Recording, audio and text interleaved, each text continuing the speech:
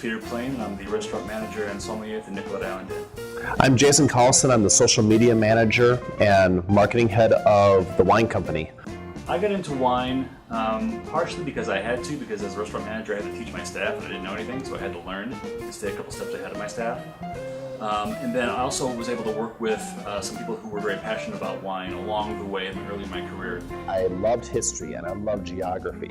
And when it came time for making a little bit more money, I'm in the restaurant industry, I'm a professional server, I'm waiting tables, and I got fascinated by this cross between history and geography where wine meets.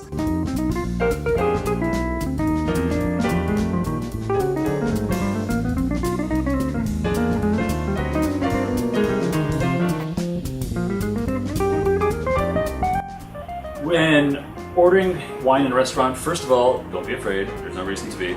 And know what you liked.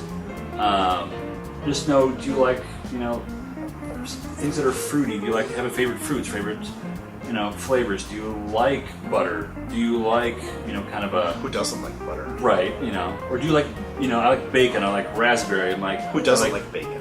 Exactly, so it's like, it's... Sorry, you're easy to work with. I think the most important thing when you're going to a restaurant is to go in with an open mind and not have something predictable or that you've really had before. Don't be afraid to say right up front the price point that you want to spend. So don't let the server or the som or whoever it is push you into a price range you're uncomfortable with, because that's going to ruin. I don't care how great the wine's going to be; it's going to ruin the experience. All right, so we've got some of our items from our seasonal menu we just launched a couple weeks ago.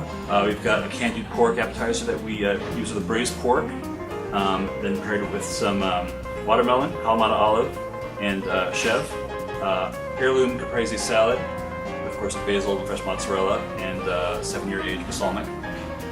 And then halibuts with sauteed kale, sun-dried tomato, a little onion, some bacon, of course, because everything's better with bacon, and eggplant tapenade. So the white we got is a Chablis, and this is Chablis is Chardonnay from one of the colder regions of France, one of the coldest. Very bright, very crisp, great with food.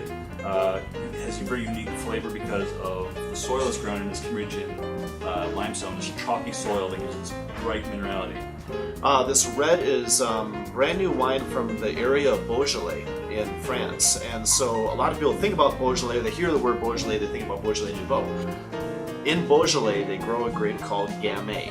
And for Beaujolais Nouveau, that's the new wine of the same vintage. So when you're buying Beaujolais Nouveau in November, you're literally drinking something that was a grape on a vine 5 or 6 or 8 weeks before that. But there's a whole serious side to Beaujolais that a lot of people don't know about, and those are what's known as the crus, the smaller sub-regions of Beaujolais. So it's the same grape. This is still the Gamay grape, but it's got grip, and it's got some edge, and it's got some definition, and it's got more body, and it's really one of the great food pairing wines of the entire world that people don't even know about yet. With this dish, with the Chablis, with the white wine, it's almost like the acidity is getting increased, kind of exacerbated by the acidity here, I think. I agree. But with the Gamay, I like it a lot. And I didn't expect that. No, I didn't. It kind of, my first concern was that it was going to cover, and it actually kind of covered and then just kind of like bolstered. So I say first round goes to the Gamay. First round to the Gamay. Okay. Something that's dealing with pork, you're dealing with some of the herbal elements. My first direction would not go to white, only because of the weight of the protein.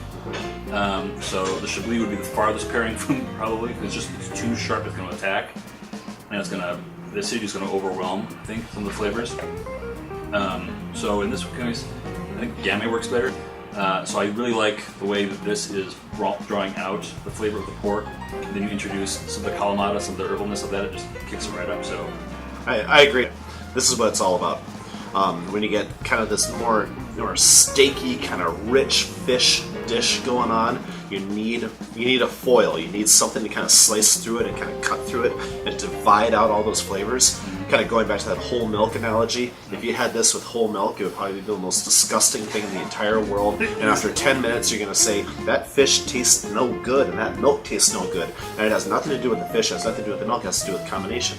So with this combined with, well, especially the Chablis, but even the Gamay, I think works out really, really well. It's that cut that I love. We have a very, very specifically wonderful culture in Minnesota and in the Twin Cities in particular in terms of food and wine. You see this all the time. People come in from New York or Chicago or San Francisco or Los Angeles or Miami or Houston, and they open up the wine list and they go, this is cool, what is this? I agree. And I think, just to piggyback on that, is that as a community, we have this great chef culture. We've got all these James Beard Award winners. We've got national recognition on some of these really talented local chefs and restaurants.